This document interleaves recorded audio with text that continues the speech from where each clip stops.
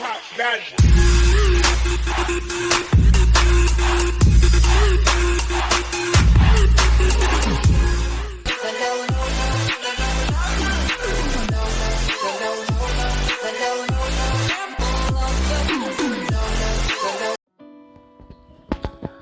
మనం active voice and passive voice గురించి నేర్చుకుంటూ ఉన్నాం.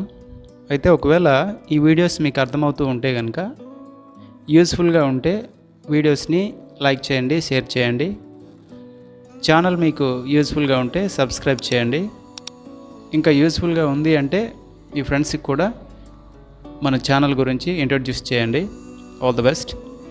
అయితే ఈరోజు ఈ వీడియోలో సింపుల్ ఫ్యూచర్ టెన్స్లో ఉన్నటువంటి పాజిటివ్ సెంటెన్స్ లేదా యాక్టివ్ వాయిస్ని ప్యాసివ్ వాయిస్లోకి ఎలా మార్చాలి అనేది చూద్దాం.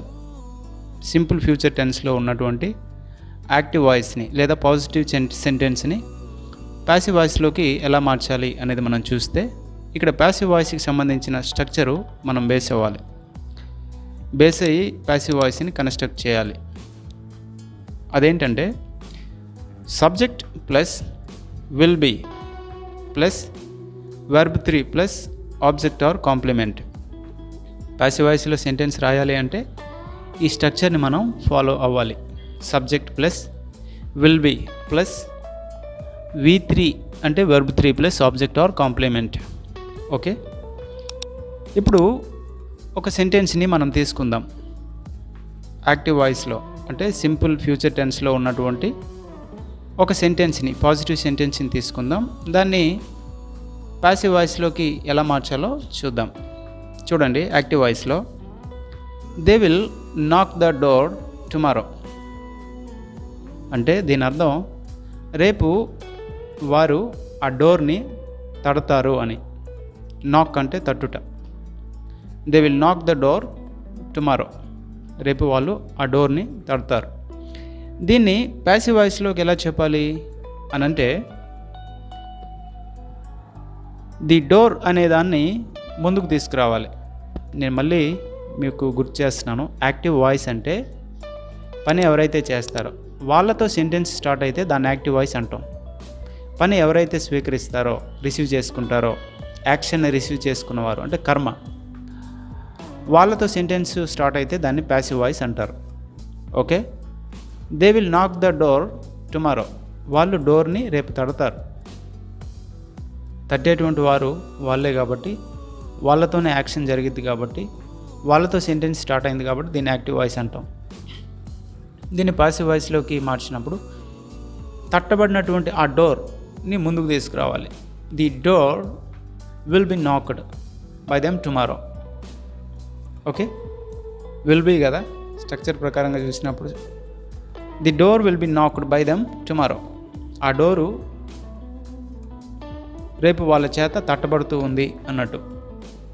యాక్టివ్ వాయిస్లో ఉన్న సెంటెన్స్కి ప్యాసివ్ వాయిస్లో ఉన్న సెంటెన్స్కి మీనింగ్ ఒకటే, కానీ చెప్పే విధానమే మారుతుంది.